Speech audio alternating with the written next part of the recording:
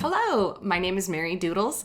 I make time-lapse videos of my drawings and paintings here on YouTube, and I use Adobe Premiere Pro to edit those. So I'm going to show you a quick tutorial on how to make a simple time-lapse video in Adobe Premiere Pro, which if you don't have that yet, you can try it for free along with the Creative Cloud. There's a link in the description below. You know what links are for. Links are for clicking. Click the link, clink, click, clink, clink. I'm clinking. I made a word. Okay, so we're gonna begin by setting up a new project here. I'm gonna call this the best title ever. Lock that into my folders. I'm doing my best to be really organized with stuff. I'm gonna create a new sequence, and there's a bunch of presets here so you can match it up to the camera that you've been using. I'm also gonna create a graphics bin and an audio music bin. Let's name this sequence.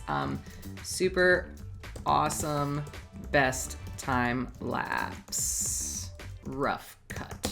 So now I got everything imported. I'm gonna drop this footage into the timeline and just make sure that it's in chronological order and you can drag and drop it. Look at that, that was fun. Now I'm gonna delete the audio track because I'm not gonna need it. But when you select a clip, of course, it highlights both the things. So when you hold down Alt, it allows you to select only the video or audio of a particular clip. Now you don't know how many podcasts I listen to when I paint. All right, next I'm gonna show you how to alter the speed of your footage. You highlight a clip and hit Command R to bring up the speed duration window. You can also find that in the menu bar underneath the clip. So once I got that window open, notice it says speed 100%. I'm going to change that to 2000.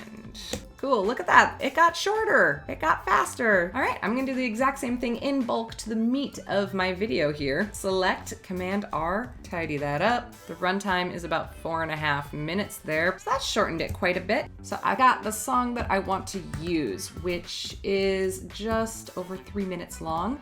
And so I gotta tighten up the footage a little bit here and there. Tighten it up, I'm just gonna select a few clips, bring those up to 3000%. Now that I have it somewhat lined up, I'm gonna render the sequence, come back, and be able to watch it smoothly and find points in the song that I want to time the cuts and the footage to. So to render, I'm gonna go to the very end of everything I got and hit O. That will automatically create an in point at the head of my sequence and an out point at the tail. If you would like to render just a section of your sequence, you can always drag the cursor to the place that you want to start and hit I for your in point, and then drag it to where you want it to end and hit O.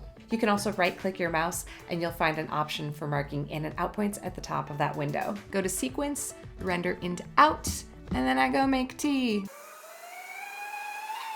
So now I'm gonna watch through the video and see how the visual syncs up with the audio. Sometimes you get some happy little accidents, and sometimes there are moments where it feels like the song is asking for a visual change-up. So when I find a point in the music that feels like there should be a stronger change, I'm gonna add a marker and come back to it later. And because I'm editing for myself, I know what these markers mean, but if you want, you can double-click that marker, add little notes, name it, give them colors. You can be super organized. Now it's just a matter of playing with the speed of this clip. This is the part where keyboard shortcuts make it go super fast. Doing a lot of Command R. The editing software that I had first learned to work with had different keyboard shortcuts, but in Adobe Premiere you can set those shortcuts to match other editing programs so that you don't have to worry about your finger habits. Now that I've got my video timed with the music and cut together, I'm gonna do some color correcting. Usually I will dump in the graphics bin an adjustment layer. This is a layer that can lay on top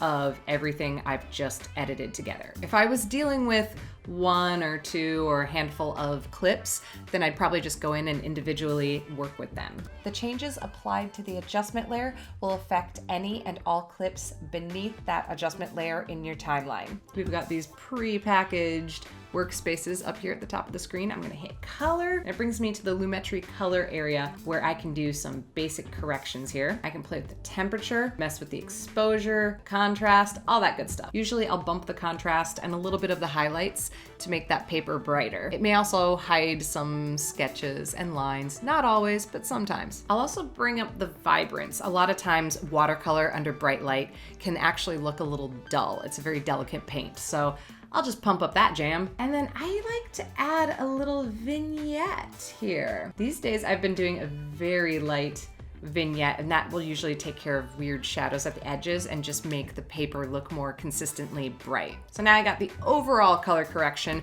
I'll still click through and see if there were any shots that I dropped the ball on, or maybe my hand was casting a weird shadow and it just looks a little dark.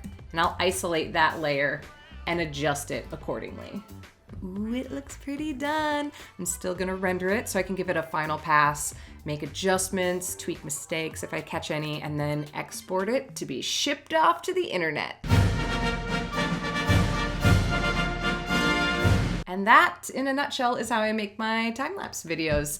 I hope this was helpful to you, and I hope it inspires you to make stuff and things. Again, if you want to try Adobe Premiere Pro and the Creative Cloud for free, there's that nifty link in the description below. Thanks for watching. Goodbye. Adieu. Ciao, ciao.